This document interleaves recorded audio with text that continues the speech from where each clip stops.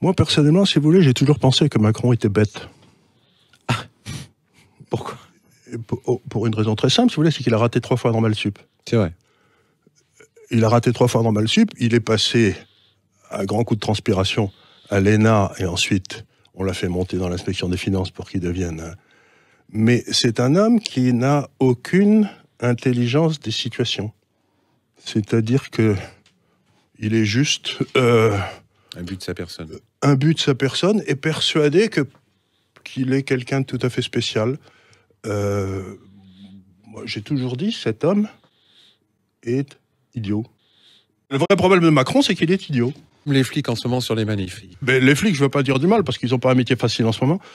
Dans leurs conditions de vie, etc., ils sont beaucoup plus proches, par exemple, des gilets jaunes, que des gens qui leur donnent leurs ordres.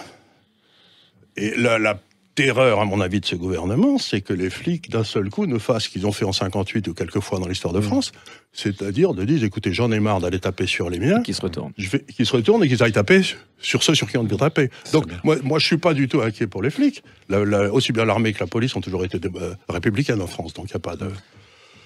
Mais par contre, si vous voulez, je trouve que leur demander de taper sur les leurs toute la journée, ils ont un niveau de vie comparable. Surtout qu'on a l'impression que le mouvement semble se durcir. Hein, on l'a vu, il y a eu des violences quand même importantes jeudi dernier. Oui, vous la voyez comment l'issue de cette réforme? Vous pensez qu'elle va passer réellement ou que personne ne va céder donc elle ne peut pas passer parce qu'elle ne sert à rien. C'est une réforme, si vous voulez, qui n'a aucun sens puisqu'elle ne s'attaque pas au problème. Elle essaye d'organiser une baisse du niveau de vie des retraités. Ah, on est d'accord. C'est tout, en la masquant. Une grosse partie des problèmes, c'est l'Europe. Alors justement, on va y venir. Bonne transition. Alors, bonne transition, l'Europe. On devrait imiter les Anglais, selon vous, Charles Gave? La réponse est oui. Les Anglais ont décidé de partir de l'Europe pour une raison très simple. C'est que les Anglais ont inventé la démocratie. Bon, ça a commencé avec la Magna Carta, puis la glorieuse révolution de 1689, etc. Et la base de la liberté anglaise, c'était la souveraineté du Parlement. Or, avec le traité de Lisbonne, la Constitution européenne, l'Angleterre a perdu sa souveraineté sur son droit. L'essentiel de ce qui fait l'originalité britannique, c'est perdu tout ça, nous? C'est la prééminence du droit. Tout le monde est égal devant la loi et que l'État n'a pas le droit de vous spolier des fruits de votre travail. Si vous regardez la structure de pouvoir de l'Union européenne, vous votez pas pour ces gars-là. Vous pouvez pas les virer. Et surtout pas la Commission. Et surtout pas la Commission. Et les règlements posés par la Commission maintenant sont supérieurs dans la norme juridique à la Constitution française. Supranationale, mais je vous donne un exemple. Le traité de Marrakech, qui a été signé, on nous a expliqué qu'en aucun cas ça s'appliquerait à la France. Mais s'il y a une cour de justice en Europe, une des deux, qui décide que la France doit appliquer le traité de Marrakech, on n'aura rien à dire. Donc, encore une fois, on a perdu notre souveraineté juridique. Une fois qu'on a perdu le contrôle sur notre droit, on perd le contrôle sur tout le reste. Le droit, c'est ce qui structure une société. Donc on a perdu notre souveraineté. Complètement. On a perdu nos souverainetés partout. Totalement. On n'est plus souverain en rien. On ne peut plus que débattre que des sujets sociétaux, finalement, en France. On peut plus débattre que la PMA, de la GPA, ou j'en sais rien, puis voilà, quoi. Ça excite les foules. Il n'y a rien de pire pour une société que quand le peuple pense que la justice est injuste. À partir du moment où vous ne contrôlez ni votre monnaie, ni vos taux d'intérêt, ni votre droit, ni rien du tout, vous pouvez rien changer.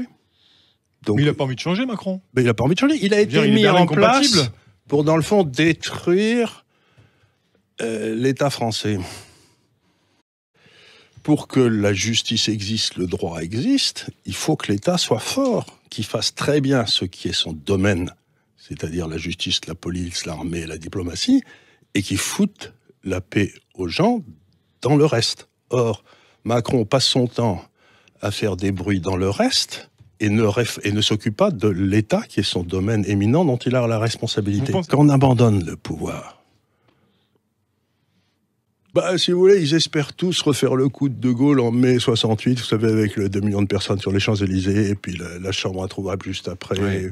Il espère que ça va amener justement à de tels désordres qu'on va être obligé de refaire des élections législatives et que la bourgeoisie va voter pour lui massivement, c'est évident. Oui. Ils ont appris comment manipuler les gens à la place d'apprendre à penser par eux-mêmes. Est-ce que c'est une faillite morale des élites, Charles Gave? Complète. Quel homme ou femme politique trouve grâce à vos yeux aujourd'hui? Quel homme ou Qu'est-ce que vous pensez de Marine Le Pen au hasard? Marine Le Pen, bah, si vous voulez, elle travaille pas. Elle travaille pas. Qu'est-ce qui vous fait dire ça? Bah, je l'ai rencontrée une ou deux fois. Elle a cette espèce de vitalité énorme qu'avait Sur son le plan père. économique, c'est ça? Non, elle travaille pas ses dossiers. Elle travaille pas. C'est-à-dire qu'elle se laisse aller à la facilité, quoi. Le débat de l'entre-deux tours, ça vous a pas surpris, du coup? Pauvre Son naufrage, même. Son naufrage, ça m'a pas surpris parce que elle avait un coup à jouer, elle l'a pas joué, mais je me suis même demandé à un moment si elle l'avait pas fait exprès. Ouais. Ben, vous savez, son père, il était marrant comme tout. Et d'abord, il était très cultivé, il était très intelligent, et il cherchait ce qu'on appelait dans la Rome antique la fonction tribunicienne, c'est-à-dire que vous gueulez et tout, mais Vous gardez bien. vous gardez bien de mettre les mains dans le cambouis, vous voyez ce que je veux dire. La fonction tribunicienne, c'est ce qu'il y a de plus marrant, parce que vous dites ça va pas du tout, et puis vous êtes très content, et puis on vous demande. La France a été gouvernée sur une espèce de cassure, c'est que la gauche était censée représenter le peuple, et la droite la nation. La gauche a trahi le peuple, et la droite a trahi la nation. Alors je me demande ce qui reste. Si vous voulez voter, pour qui vous votez, vous? J'ai été un homme d'affaires toute ma vie. Et il y a quelque chose de tout à fait évident, c'est que quand vous embauchez un idiot, par hasard, il va essayer d'embaucher d'autres idiots, des gens en dessous de lui, qui sont moins bons. Quand vous embauchez un type intelligent, il va essayer d'embaucher des types plus intelligents que lui. Donc je crois que le drame de Macron, c'est qu'il veut que les gens soient encore plus crétins que lui. La liberté d'expression, ça ne se réglemente pas. Le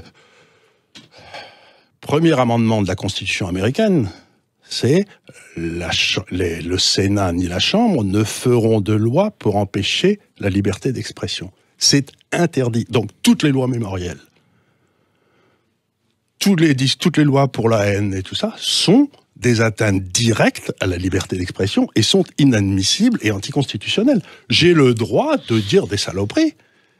Ensuite, la justice s'en empare, et si je ne peux pas prouver mes saloperies, je suis condamné. Mais on ne peut pas empêcher un gars de dire quelque chose, même si c'est monstrueux, c'est après coup qu'on le juge. Donc encore une fois, la liberté d'expression, c'est un absolu. L'appel à la haine, c'est quoi l'appel à la haine? L'appel à la haine raciale, notamment. Bah oui, mais aux États-Unis, vous avez des tas de racistes qui s'en revendiquent et tout, mais comme ils s'en revendiquent, tout le monde les considère comme des oiseaux, et personne ne s'intéresse à eux.